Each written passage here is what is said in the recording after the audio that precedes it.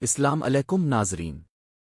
اہم خبر اسلام آباد اور راولپنڈی سے شہر کے کئی تعلیمی ادارے آج بند کر دیے گئے ہیں۔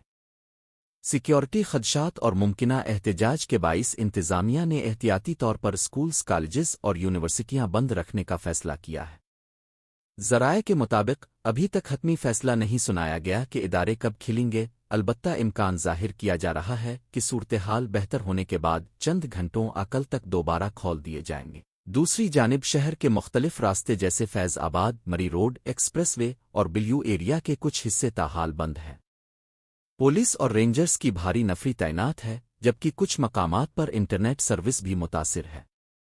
انتظامیہ کا کہنا ہے کہ عوام غیر ضروری سفر سے گریز کریں اور تازہ صورتحال کے لیے سرکاری ہدایات کا انتظار کریں۔ حتمی فیصلہ چند گھنٹوں میں متوقع ہے، جیسے ہی اپ ڈیٹ آئے گی ہم اب تک فوراً پہنچائیں گے۔ اسی طرح کی مزید خبروں کے لیے ہمارے چینل کو سبسکرائب کرنا مت بھولیے۔